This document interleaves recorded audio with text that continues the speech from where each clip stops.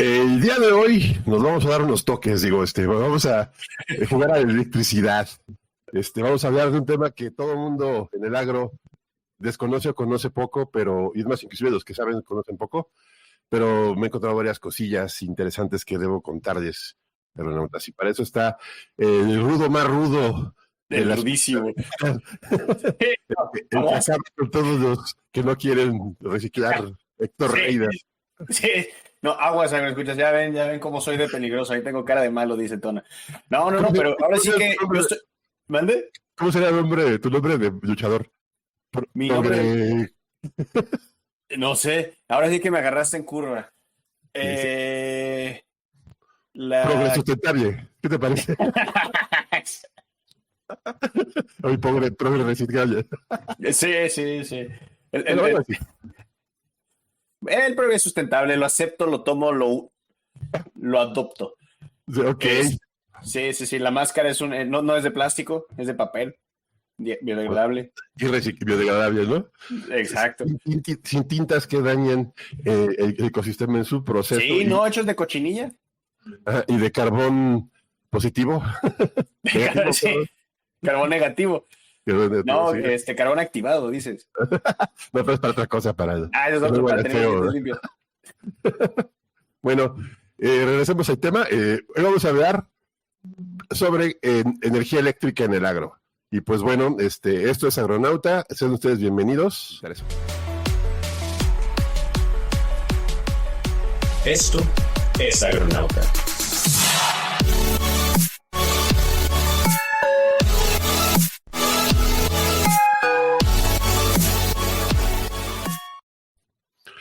Y platicábamos mucho de qué nombre le pondríamos al episodio Matraller y Aarón, y decidimos ponerle cultivos eficientemente electrificados, un enfoque energético en la agricultura. ¿Qué te parece, Héctor?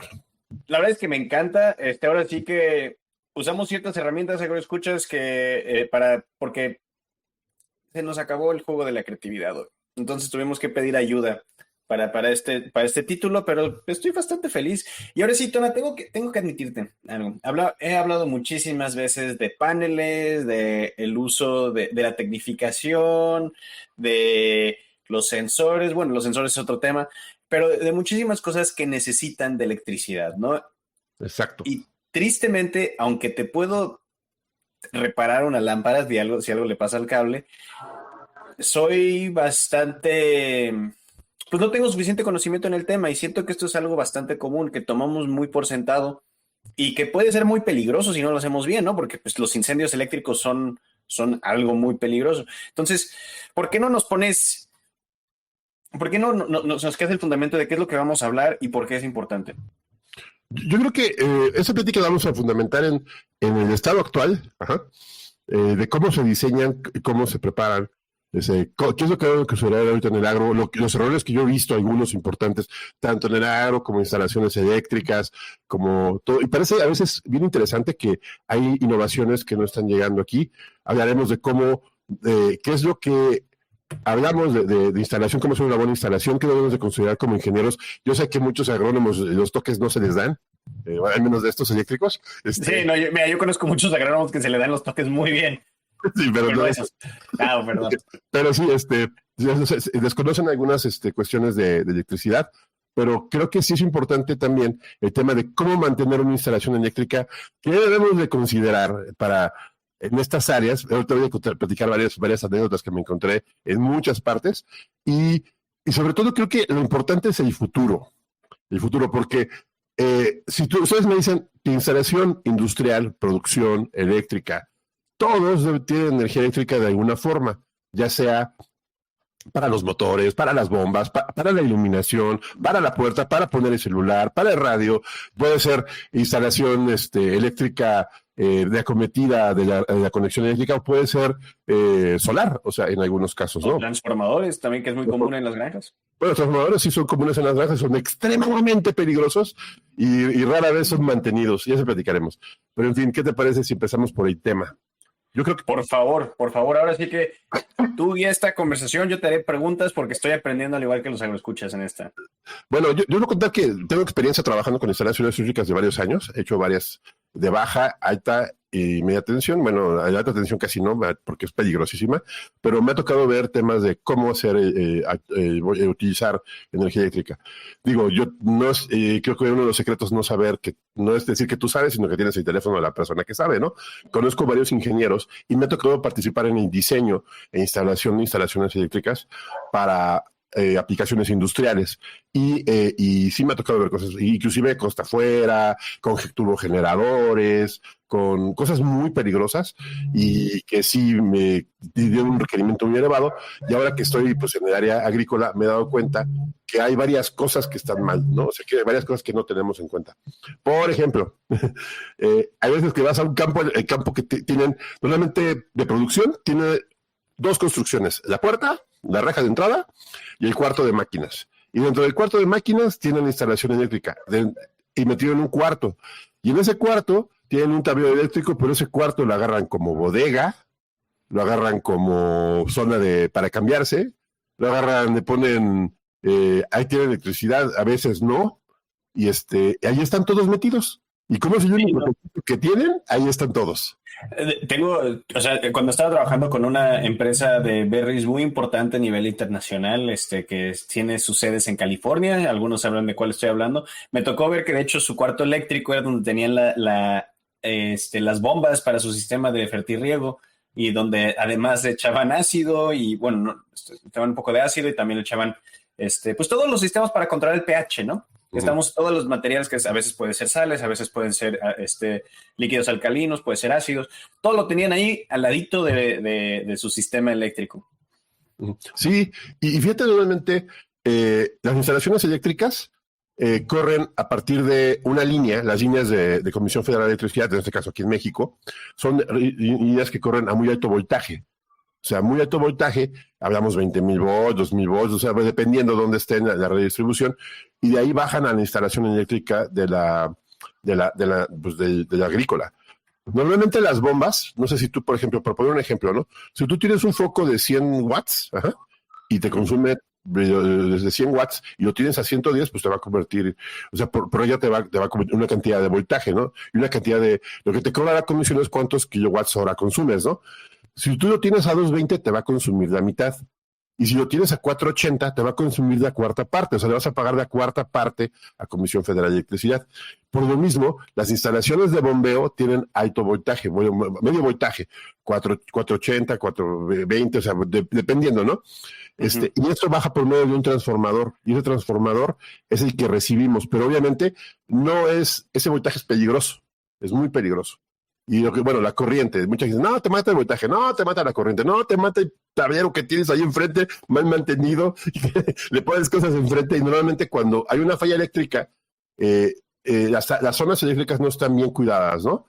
Y pues a veces destapas el tablero eléctrico y te encuentras que tienes ahí un nido de tlacuaches, o tienes más arañas que nada, o equipos que son muy viejos, porque a veces muchos de esos sitios están rentados y no les están dando mantenimiento en muchísimos años.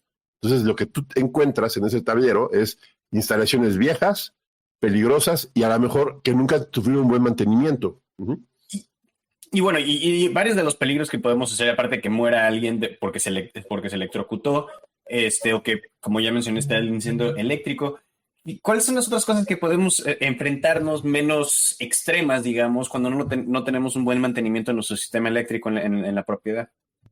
Pues es que, no sé, yo diría que viéramos lo difícil, Héctor, no lo fácil. O sea, lo más peligroso, por ejemplo, que estemos en un área y hay un arco eléctrico, o la área está mojada, es súper peligroso porque la electricidad sufre. Bueno, va a pasar por un sitio y vas a ir por la parte más cercana al suelo. Si es tu pierna, si es tu brazo, si es tu corazón. O sea, puede ser la energía es un fluido, la energía es un fluido y puede provocarte un daño, una quemadura. Cuando menos puede ser que te duela el brazo. Pero, por ejemplo, 480 volts es muy elevado. Hay que tener mucho cuidado porque sí puede. Y normalmente están ahí comiendo, etcétera, están guardando material y normalmente guardan hasta los fertilizantes, y algunos fertilizantes son explosivos. Explosivos, muy explosivos. Entonces esa combinación no me hace superhéroe o supervillano. No, si sobreviven, sí. Bueno. Sí, no, pero es muy peligroso una instalación eléctrica y sobre todo esos voltajes. Ahora bien, yo te diría que cualquiera, por ejemplo, ¿por qué en Europa manejan 220 y por qué en América manejan 110? No sé, ese tema lo sabías, ¿no? Sí, En Europa manejan 220 porque es más eficiente la administración de energía eléctrica, pero en América es 110 por temas de seguridad. Ajá. Ahora bien, ¿es corriente alterna o corriente directa? La corriente alterna es que va fluctuando, ¿no? Y la eléctrica es... Positivo o negativo, a ver, escuchas. Ajá. Igual un negativo positivo. La corriente alterna es una fase, un neutro, que es un flujo, y la corriente eléctrica directa es solamente un voltaje, y es constante. Eso sí te puede, hasta 2 volts te puede provocar un problema, ¿no? Y algo muy interesante de esas corrientes, escuchas que esa es de las pocas cosas que sí sé, es que nosotros normalmente cuando tenemos la corriente alterna la tenemos que convertir en directa para nuestros aparatos, mientras que Algunos. porque nuestros sistemas actuales de transporte y de producción, que no sean los sustentables, por cierto, o los renovables, producen la alterna. En cambio, cuando estamos utilizando paneles solares o molinos eólicos, realmente esos producen corriente directa, ¿no? Entonces Sí, claro. estamos viendo cómo van a evolucionar también nuestros sistemas de colección y distribución de energía. Sí, claro. Hay veces que en los sitios de producción, pues te digo, tienen 480 y dicen, no, pues quiero energía a 220 o a 110. A veces es trifásica, es bifásica, es monofásica o 110, o sea, para conectar tu enchufe ahí. Pero hay varias cuestiones de seguridad que no se tienen. Normalmente casi no tienen tierra física. Quiere decir que si hay una descarga eléctrica, la tierra física, su objetivo es que cualquier fuga de energía vaya hacia el suelo. Pero luego, el suelo también tiene una cierta conductividad para deshacerse de esa energía, ¿no? Entonces, por eso hay que tener mucho cuidado que las instalaciones estén protegidas. Y para eso, Héctor, es bien importante que sigamos la normativa. La normativa, hay norma específica para hacerlo. No cualquiera puede ser una instalación eléctrica. Eso quede bien claro, y mucho menos esos voltajes. Y realmente tendría que estar dictaminada, o sea, tendría que estar verificada por una persona especialista. Y rara vez se hace, pero bueno, ese es un tema que la Comisión Federal de Electricidad te pide un dictamen para poder instalarte. O sea, es que tengas una instalación segura. Y son muy pequeñas porque pones un sistema de bombeo, pones un tablero seguro, bien aterrizado, recibes la cometida. Es como cuando contratas energía eléctrica para tu casa. Tienes tu casa nueva, ¿no? Para que llegue Comisión Federal de Electricidad tiene que saber que está segura tu instalación para que te ponga el medidor y te ponga ahí todo cerrado, ¿no? Si entonces no lo puede hacer. Entonces es lo que te pide la norma. La norma es, creo que de las cosas más largas que hay, es una norma de 500 hojas. La norma DOM 001 CD 2012. Para México, a ver, escuchas. Ajá. Yo la leí en 2 años. Yo verla con ChatGPT es más fácil leerla, pero sí te dice todas las características de una instalación industrial. Sí es complicada, pero tienes que presentar un dictamen para hacerlo, o sea, y ver que cumple, ¿no? La única ventaja es que las instalaciones, en teoría, agrícolas no son tan complicadas, porque son bombas que requieren un arrancador, una protección para evitar que se queme la bomba. A veces bueno, es dependiendo del tema, ¿no? Y luego de ahí salen varios tableros. Puedes sacar el tablero y hacer con un transformador bajar el voltaje, ¿no? No son baratas, pero pues es un tema de cómo tenemos que hacerlo, ¿no? Uh-huh. Y obviamente totalmente está relacionado al nivel de tecnificación que tengamos en el campo. Si estamos produciendo en un campo puro temporal y no tenemos ni siquiera un sistema de riego, como pasa mucho en las producciones de agave, por ejemplo, que nada más son de puro temporal, entonces realmente lo que necesitemos de energía eléctrica es mucho menor que lo que vamos a necesitar en un invernadero de alta hidropónico, o vertical, que eso es probablemente, yo creo que de lo más significativo y lo que más energía necesita, por eso muchos de ellos no funcionan como negocios. Entonces lo que necesitemos va a cambiar de acuerdo a nuestro tipo de producción. Sí, y ahí es donde viene el otro servicio, ¿no? El otro sistema, los sistemas solares. Los sistemas solares son muy eficientes, son muy padres, puedes diseñarlos para tener, pero tienen un pequeñísimo problema. ¿Dónde guardas la energía? Las baterías, y ese es otro tema muy importante. Y las baterías son complicadas, son caras, son complejas. Ahorita estuve en un evento aquí en Guadalajara, en una expo, y la verdad fue a conocer de tema porque me gusta mucho el tema solar y ha avanzado mucho. Muchísimo. muchísimo. Y creo que el tema siempre es dónde guardas la energía, pero para un proyecto, por ejemplo, de una agrícola, que requieres tener un foco, unas cámaras, podría ser, un internet, ya la opción solar es bastante interesante, porque a veces la acometida o el servicio eléctrico no está tan cerca del sitio. No, y se vuelve muy caro ponerlo. Ajá, y te sale más caro ponerlo que poner un sistema solar, y son bastante eficientes. Obviamente, pues todo sistema eléctrico debe tener su mantenimiento. Y hoy me ha tocado abrir tableros y encontrar nidos de telacuache. Me han tocado nidos de viudas negras también. Sí, no, esos son muy comunes, y yo te cuento, mira, digo, dicen acá las capulinas, hay un montón, y sí, bien peligroso, y además que no les han dado mantenimiento en años, abrir la puerta es un logro, ya lo abres, y pues obviamente manejar 480 no cualquiera puede hacerlo, o sea, no cualquiera puede manejar medio voltaje, o sea, no cualquier técnico o ingeniero. Uh-huh.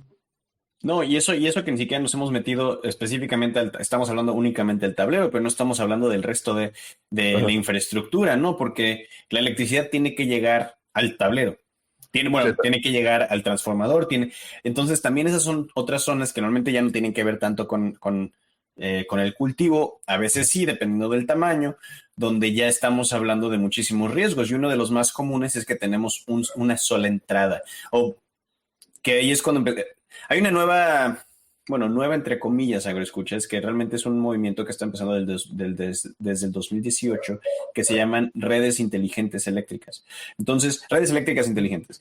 Entonces, la idea es cómo puedo descentralizar las fuentes de donde viene mi energía para que si tengo un problema de mantenimiento, que de verdad no debería de suceder un problema así, pero sucede, pero si tenemos un problema con una de mis fuentes, si tengo un problema con que se cae el transformador en una tormenta, ¿no? Que eso pasa. A veces pasa con los transformadores. Uh-huh. De que tengamos otra fuente alterna de donde podamos jalar energía. Y entonces ya se están empezando a hacer esas funciones descentralizadas en poblados, en cultivos grandes, en ciudades especialmente, ¿no? Y ese es otro de los grandes problemas que esperemos que se pueda resolver. Sí, pero por ejemplo, la energía eléctrica no se puede almacenar, no se almacena, se produce en el momento. O sea, lo que tú estás consumiendo ahorita de energía eléctrica viene desde la presa que fue creado hace unos segundos, que te llega directamente, y el control el control que tiene la compañía eléctrica en cada país es muy complejo. Sí, totalmente. Ahora, lo que me refiero es que en vez de que solamente tenga una carretera para llegar a ti, digamos, tenga diferentes caminos, aunque se produzcan la misma. Se llaman redes de distribución y son muy grandes. Inclusive, por ejemplo, la energía que se genera en el sur de México, en Chiapas, llega directamente acá a América. Pero ahorita, por ejemplo, la semana pasada escuché que en Ecuador tienen problemas porque no tienen lluvia. Entonces las presas están paradas porque no hay energía eléctrica. Y sí, eso me comentó una amiga. Sí, no hay energía. Y luego, como se pelearon con los de al lado por el tema de problemas políticos, pues no les venden energía eléctrica. Entonces ahí es otro tema, ¿no? Y luego, por ejemplo, la energía eléctrica se puede producir de diferentes formas. Y, por ejemplo, la atómica, la combustión, hidroeléctrica, geotérmica y todo, pero todo depende de que va a llegar a nuestros sitios y va a ser algo no tan sencillo no se puede almacenarse, ese es un tema. Se han pensado muchos proyectos de cómo almacenar energía eléctrica, por ejemplo, el bombear agua y luego hacerla bajar, ¿no? O subir arena. O guardarla como calor. Cosas, ¿mande? Hay una muy interesante, muy interesante que es que es de energía gas. Entonces guardas la energía eléctrica como gas y después ese gas lo conviertes en energía. Uh-huh. Hay otra muy interesante donde es guardar agua caliente en profundidades bastante, como unos 300 metros de profundidad. Entonces se mantiene caliente, lo escuchas, porque ahí está, pues el suelo funciona como un gran aislante y ya después se bombea y se le quita el calor al agua. Y es otra manera de conseguir energía. Sí, eso lo he escuchado también, el producir hidrógeno, perdón. También, hidrógeno. Exacto. Hidrógeno, exactamente. Hidrógeno, y el hidrógeno es un combustible muy bueno, se puede hacer, y esto hace con las concentraciones solares o por la producción geotérmica para producirlo. Esa es otra forma pero por ejemplo, también, ¿cómo lo hacen con metano? O sea, con también, metano, con gas natural. El gas licuado. Oye, pero antes de que nos sigamos yendo a tipos de producción energética, me interesa saber más sobre el mantenimiento, Tonay, porque estamos hablando a nivel cultivo y de donde venga mi energía, porque yo sé que yo no tomé por esta tangente. Donde venga mi energía, venga de una presa, venga de que hay una persona quemando carbón ahí echándolo con una pala.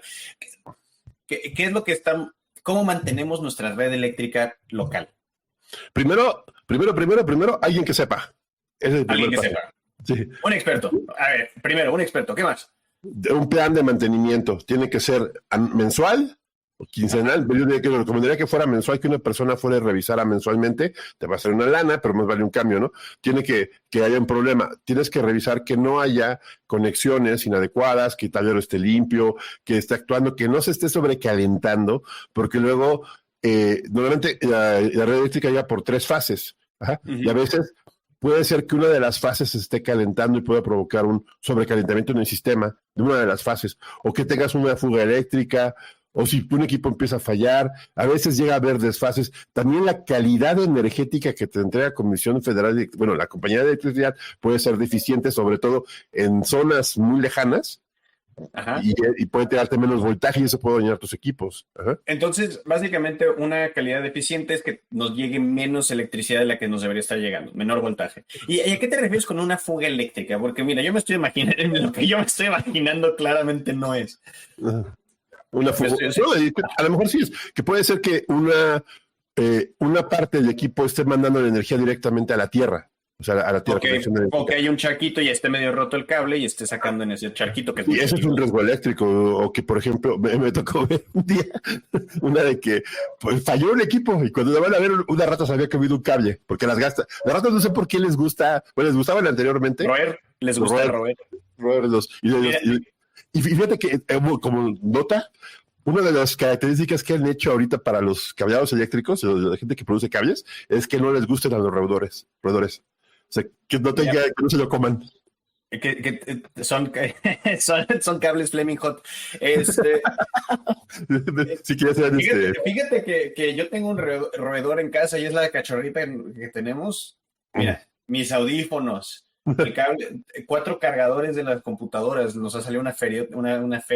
No, entiendo perfectamente ese dolor. Escucha, si han tenido una rata que se come los cables, yo también tengo una y es un maldito perro que quiero. Cuidado con los cables de electricidad de los equipos, porque puede ser que ya te encuentres un perro carbonizado. De hecho parece que fue electrocutado ese perro. Un día estaba trabajando y de repente fue a internet y yo, ¿qué pasó?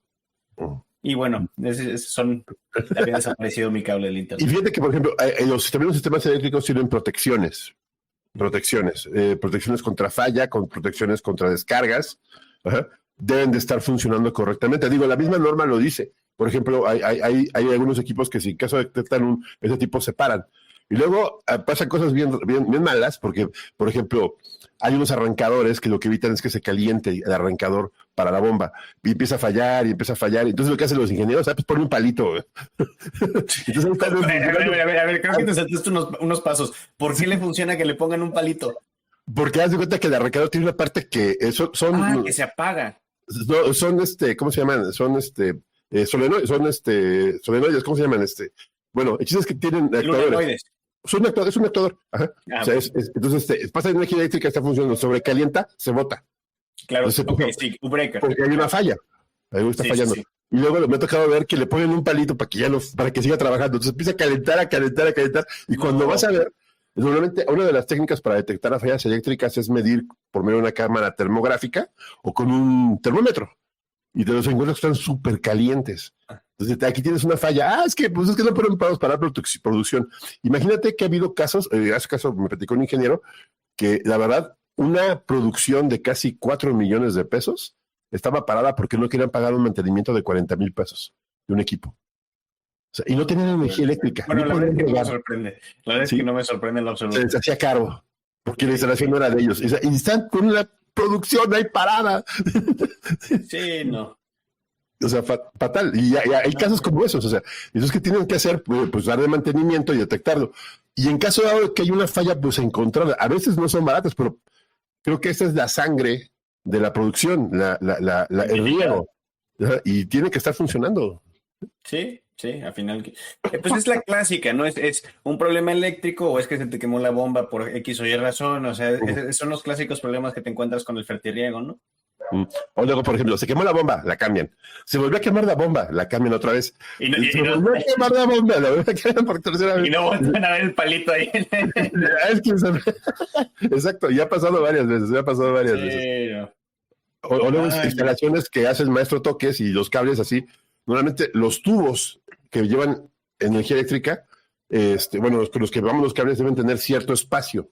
Haz de cuenta que a veces pasan dos cables y la misma norma te lo dice, que no puedes meter más de determinado volumen. ¿Por qué? Porque los cables se calientan. Y luego abre los cables los tubos eléctricos ya atascadísimos de cables. Sí, eso me ha tocado verlos. De hecho, cuando estaba instalando un módem justamente para unos sensores, acá en el Gabacho, acá en Gringolandia, también igualito, atascado de cables de que ya ni se podía nada más. Sí, ¿no? Y instalaciones residenciales que las ven. Y pues los ves y dices, ¿y ahora qué? Y pues hay que ver que está, o a veces no está identificado, es un tablero y no hay un diagrama. Digo, leer un diagrama, le llaman diagramas unifilares, de las conexiones donde están. No es fácil, pero es más difícil cuando no lo tienes. Ahora, no es la cosa, nosotros estamos acostumbrados a ver diagramas todo el tiempo, diagramas de flujo y diagramas en la agricultura, ¿no? Pensemos en salubridad. Solamente en salubridad, por ley, no puedo hablar por el resto de los países, pero mínimo sé que en México y en Estados Unidos se necesita tener un diagrama de las acciones que se toman y cómo se toman y qué es lo que se está previniendo con el mantenimiento de la limpieza. Básicamente lo mismo. Pues sí, hay que tener mantenimiento. Pero yo creo que ahí es donde empieza la importancia, ¿no? La importancia del manejo de las instalaciones. Y que pues pensemos que no es un gasto, eso es mantener nuestra inversión, es un mantenimiento, de operación y mantenimiento adecuado de instalaciones eléctricas. A veces es tan sencillo y tan importante. Quiero poner un contacto más y le ponen un contacto más y hacen que se sobrecargue para 25 impresoras y la cafetera. Entonces se quema toda la instalación y se va hasta la máquina y se hace un relajo, ¿no? Y Tona, siguiendo la analogía de salubridad, ¿no? De control. Básicamente lo que yo necesito es como tener a mi auditor de GAP o de Primus que venga a checar el equivalente para checar mi sistema eléctrico, que me diga, estás bien. Eso es básicamente lo que necesito yo pensar en cuanto a mantenimiento. Sí, claro, además la norma lo pide, que tienes un dictamen, tienen caducidad los dictámenes, tienen caducidad. Okay. O sea, los dictámenes tienen caducidad. Sí es importante saber cuándo hay que mejorar la instalación. Sí, y entonces ¿crees que puede organizar todos para que pasen la misma semana, que llegue el certificador orgánico y la auditoría, y ahí viene el auditor de ya viene el eléctrico, ya me quito todas, o necesito que venga más seguido el eléctrico? Mira, por ejemplo, yo diría que te llevas una empresa que te diera mantenimiento y te lo documentara mínimo veces por mes o 3 meses, pero que lo tengas, y aparte, pues si hay una falla, enseguida le puedas hablar a alguien. Digo, porque no hay nada peor que no tener el teléfono de quién le vas a hablar, ¿no? Luego son instalaciones bastante complejas porque se hicieron así, porque le empezaron a meter cable y le empiezan a meter otra cosa y de repente ves así toda una maraña de cables que, ¿y eso qué? Y es que pues le modificamos aquí. Y yo, la verdad, yo cuando te veas llevo un ingeniero, digo, no, pues la verdad te voy a cobrar la visita en 1,000 pesos, pero el desmadre que tienen ahí, 7,000. Para encontrarte el despapalle, sí. el pandemonio, dile. Pandemonio. Sí, y además creo que es importante saberlo, ¿no? Y yo creo que en este caso es importante que las instalaciones eléctricas estén seguras. El uso, a ver, ahí va un tip. El uso de cinta de aislar está prohibido. A ver, ¿por qué? Porque luego no son certificadas y se queman. Órale. ¿Y cómo sabemos si están certificadas? ¿Nos enseñan una licencia? Hay algunas, pero cuesta, por ejemplo, una que compras en la tienda, en la panadería, te vale 10 pesos. Una certificada te vale 80 pesos. Y es mucho más corta. O sea, sí hay que saber cuál, ¿no? Y realmente ya hay sistemas eléctricos para poder hacer amarres o conjunciones que son más seguros. Hay muchas empresas que se dedican a eso. Pero ya el uso abres una instalación eléctrica y es pinche maraña así, y luego la cinta de aislar tiene todavía, ahorita ya son de plástico, pero anteriormente eran de tela. O sea, no sé si te tocaron verlas. Entonces pega un masacote ahí horrible. Entonces ya, y te digo, ese tema pueden usar capuchones eléctricos para unir el cable y que no tenga sobrecalentamiento. Y claro, no se puede unir más de 3, 4, 5 cables juntos, ¿no? Para eso hay lo que son las tablillas. Ahí hay mucha infraestructura muy interesante para poder hacer instalaciones seguras. Y sobre todo cuestiones de seguridad, o sea, detección de fallos, idas a tierra, por ejemplo, si hay una descarga que se vaya a tierra. Todo eso lo puede hacer un ingeniero.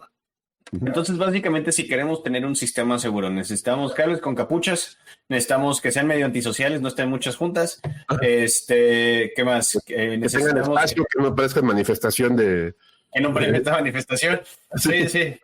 Que tengan espacio y que estén bien diseñados, o sea, y además que los cables pues sean continuos. No puedes meter, por ejemplo, en una tubería no puedes meter un cable discontinuo. Ay, no me alcanzó, déjalo, pongo una unión. Pues no, eso no se vale. Lo podrías poner pero tendrías que ponerlo seguro, ¿no? Pues por ejemplo, eso justamente se tendría que poner casi al final de la conexión, no la quieres en medio. Al final, ¿no? Sí, al final. Desde preferencia que sea de punto a punto. Y también una cosa bien importante que no lo dijimos, los calibres de los cables.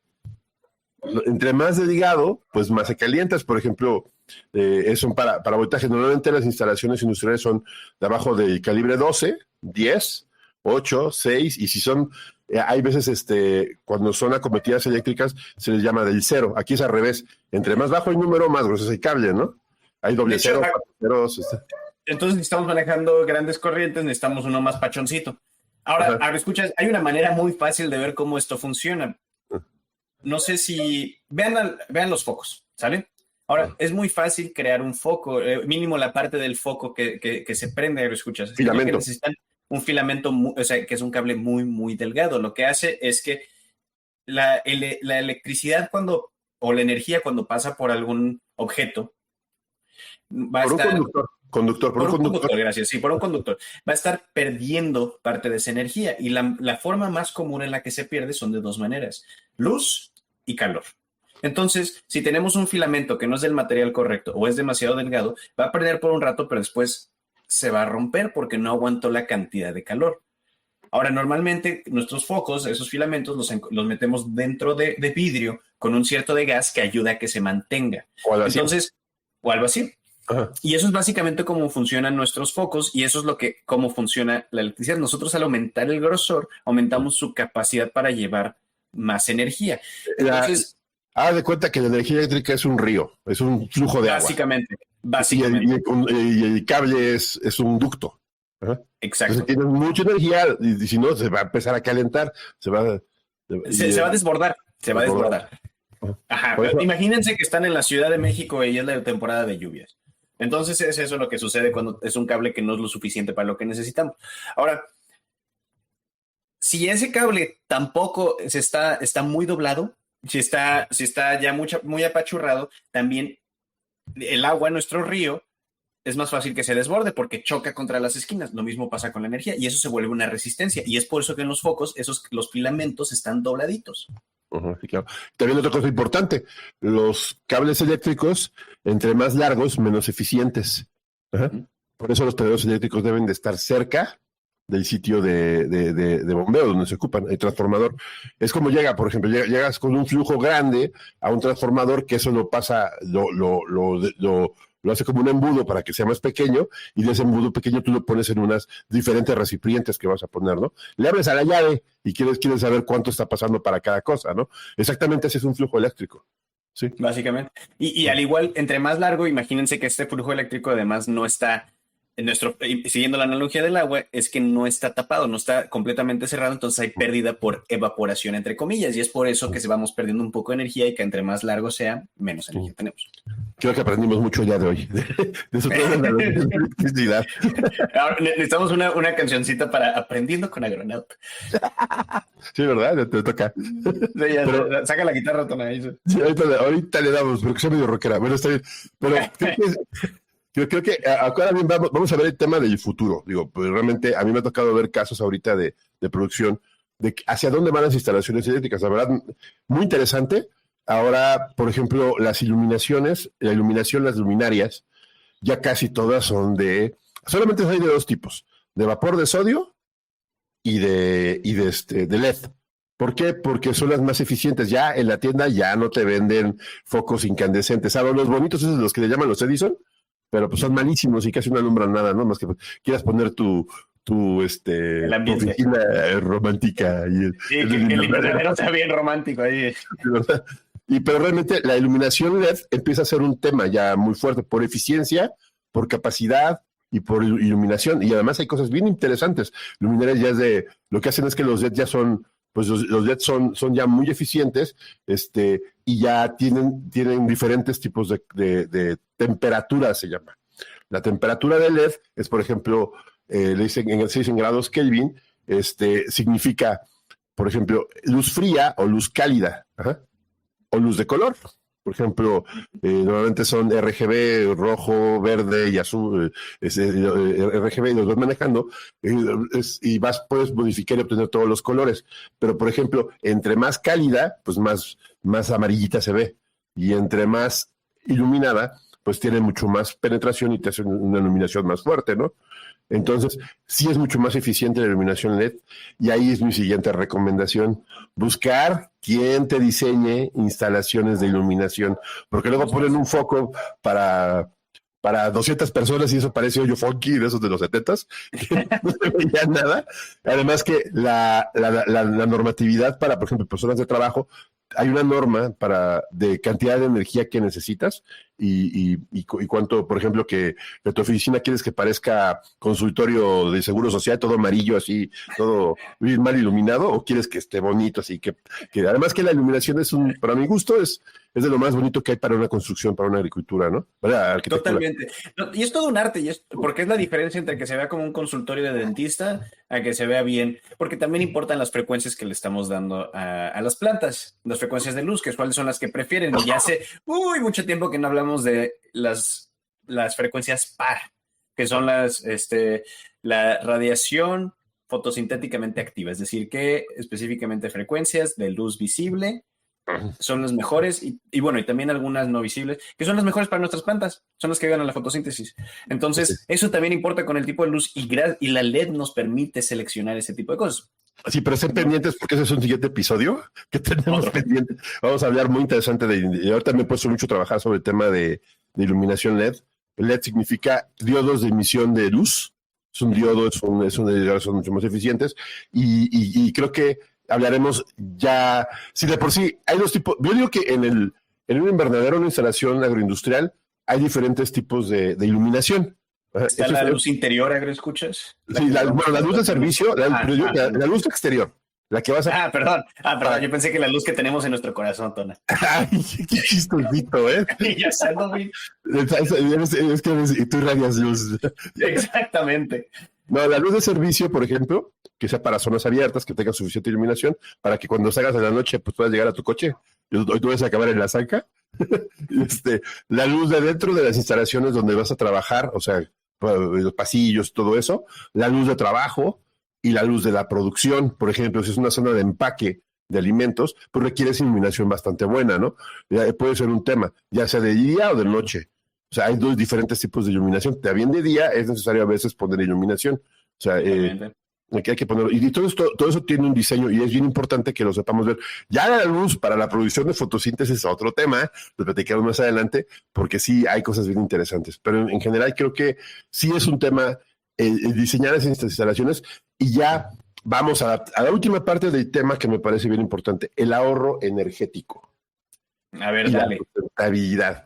Si una instalación eléctrica está bien hecha, está bien cuidada y se opera correctamente, hay una cosa que le llaman cargas balanceadas. Hablamos que, por ejemplo, como les digo, la energía eléctrica se produce en el momento.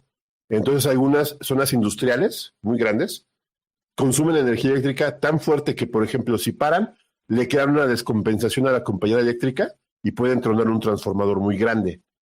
Y eso es un tema fuertísimo y pueden recibir multas al respecto. Por eso es bien importante tener una instalación que esté bien hecha. Ahora bien, ¿qué es lo que te cobra la Comisión Federal? Bueno, la empresa de electricidad te cobran el factor de arranque y el consumo. O sea, los motores tienen un motor con arranca muy fuerte y jala toda la energía. Es el factor de arranque. Te cobran esa parte. Y además, ¿cuánto estás consumiendo, no? Esos factores de arranque son muy fuertes, y también puede ser que puedas tener un problema ahí por no tener una buena tienes, en ese caso, por ejemplo, lo que es poder, tienes 3 fases que no estén equilibradas. Por ejemplo, una fase la pongas para iluminación y le cargues otra cosa, o las tengas más diseñadas, puede ser que estés consumiendo mucho en una fase y eso te lo penaliza la comisión. Y, por ejemplo, para que entiendan por qué el factor de arranque toma más energía, quiero que se imaginen que tiene una fogata, que lo escuchas. Entonces, ¿cuánto necesitan normalmente para prender la parrilla o la fogata? Necesitan muchísimo más, necesitan meterle más papel, necesitan quién sabe qué, muchísimo más combustible. Es un ejemplo. Ahora, mantener la fogata prendida es mucho más sencillo. Entonces, hasta las plantas incineradoras productoras de energía, las que utilizan, que queman basura para producir energía, es mucho más sencillo para ellos mantener una temperatura constante que tener fluctuaciones de energía. Entonces, ¿por qué? No tengo que meterle más combustible de lo que es simplemente necesario para mantener. Esa es la única razón. Es la diferencia entre mover una gran roca que está en completo, que no se está moviendo, que está completamente parada, a empujar una que ya se está moviendo. Sí, y a veces, por ejemplo, también me he encontrado ya cosas muy extrañas en instalaciones agro, a veces bombas muy grandes, sí, bombas muy grandes, muy innecesarias y mal hechas. Y yo dices, ¿por qué tienes esa bomba tan grande? No, para que tengan espacio, vamos a crecer y no, hombre, puede ser bueno, ¿no? Pero sí, ese tema lo platicaremos con gente de instalación de diseño de riego, pero sí me parece que a veces puede ser muy caro el arrancar un motor muy grande. Ajá. Y esa es otra de las grandes ciencias, ¿no? Entender por qué, cuáles son los caballos de fuerza que necesitamos. Oye, pero, Tona, antes de que nos vayamos por otra tangente, estábamos hablando del ahorro energético. Entonces, estábamos hablando yo me metí aquí en esta no nos fuimos de tangente, es parte de, porque bueno, pues, el primer ahorro energético... Yo me distraje, pensé en otra cosa. Sí, ¿verdad? Es el TDA del grupo, pero bueno.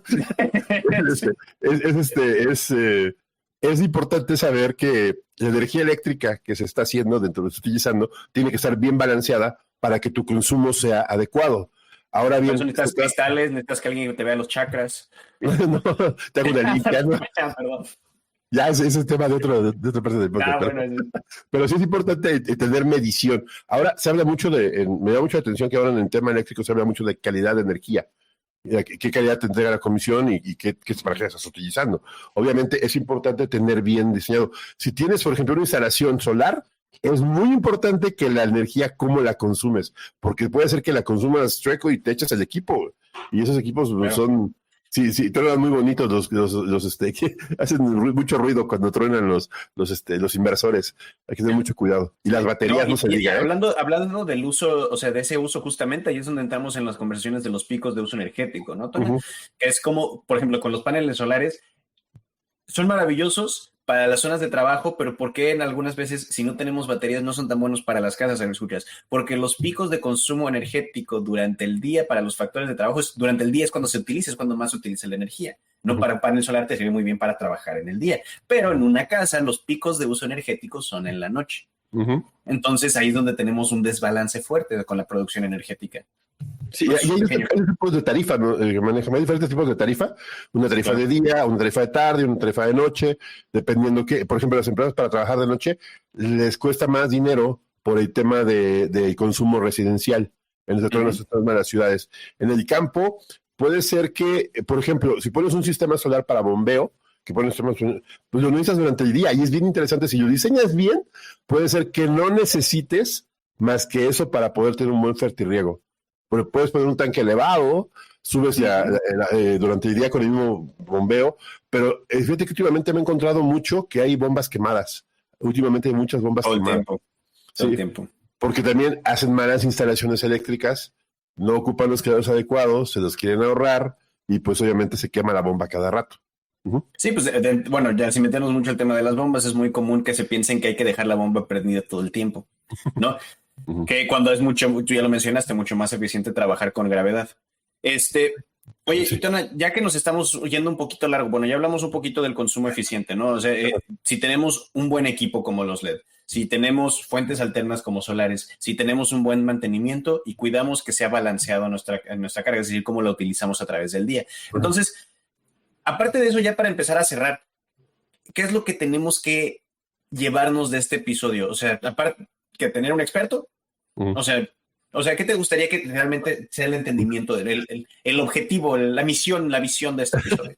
Que los cuartos eléctricos no sean ni comedores ni almacenajes. Primero, si que tengan mucho miedo a la electricidad, y que tengan mucho respeto, no será miedo, respeto más bien, y que las instalaciones eléctricas son sencillas y tienen a tiempo, que tengan información si van a rentar un predio, que tengan información sobre la instalación, que tengan un buen transformador, que sepan que van a fallar, o sea, y que sepan qué tienen, porque a veces llegas y destapas instalaciones ¿y qué es esto? Pues no tengo ni idea, así estaba cuando llegué.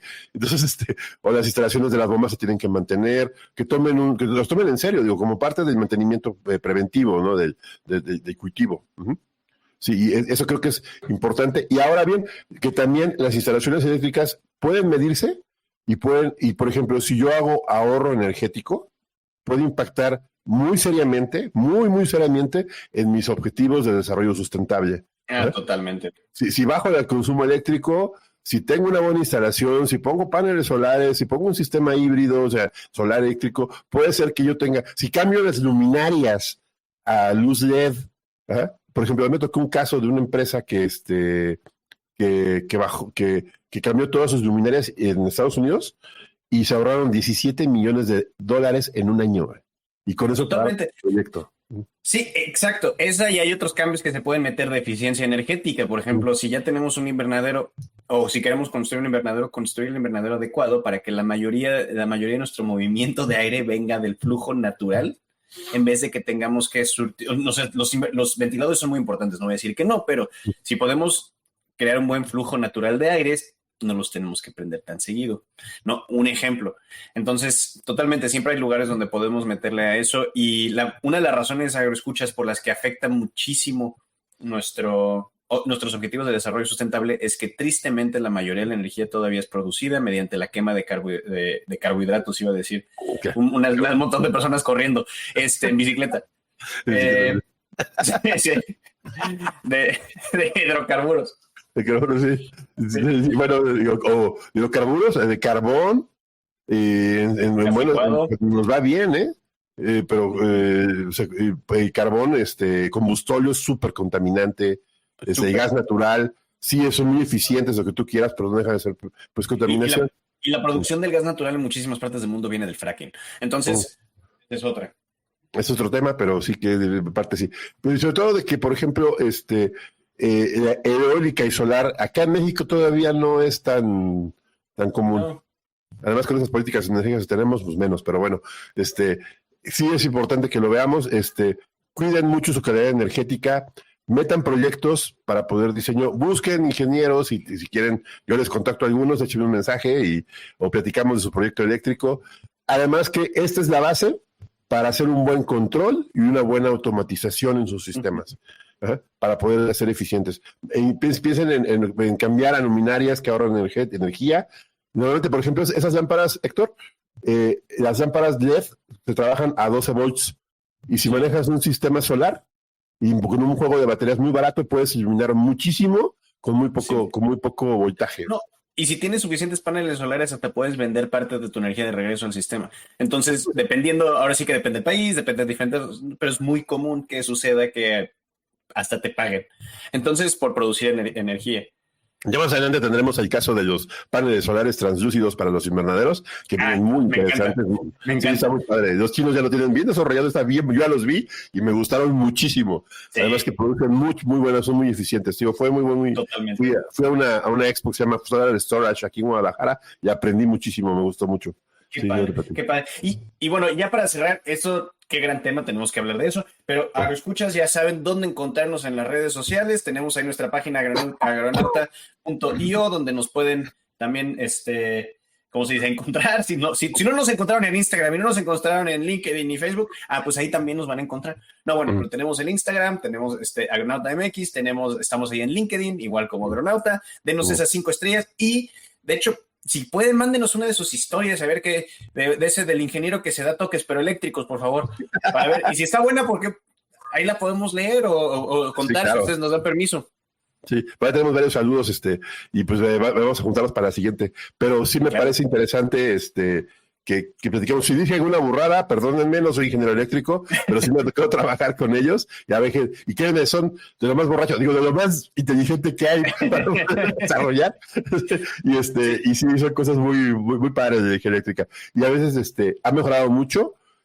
Se puede automatizar, puede haber control, puede haber proyectos de mejoría. Aparte, le voy a dar un secreto acá, como último detalle. Los proyectos eléctricos en invernaderos son financiables, se puede obtener un financiamiento. Y sí, porque es infraestructura. Se pueden bajar fondos internacionales. Sí, y se puede meter hasta bonos de carbono, pero no lo oyeron de nosotros. Exactamente, no de nosotros. No, pero sí mándenos una historia, sus historias ahí con temas eléctricos, y si están buenas, ahí las compartimos. Pónganos 5 estrellas. Y sí, claro. Muchísimas gracias, Agroescuchas. Tona, muchísimas gracias por educarme. Yo a mucho orgullo con las borradas que dije hoy, porque todas venían de un lugar de ignorancia. Y Sí, claro. Pues, no, pero realmente es que ese tema no es que seamos ignorantes, sino que no le hemos puesto suficiente atención.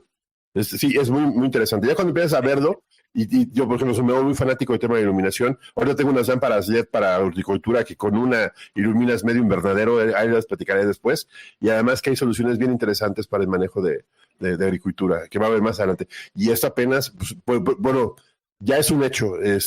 Piensen en iluminación, piensen en ahorro, piensen en mantenimiento. Pues gracias, Héctor, y saludos a todos. Que estén todos bien. Déjenos 5 estrellas. Nos estamos viendo. Hasta la próxima. Escuchas. Saludos.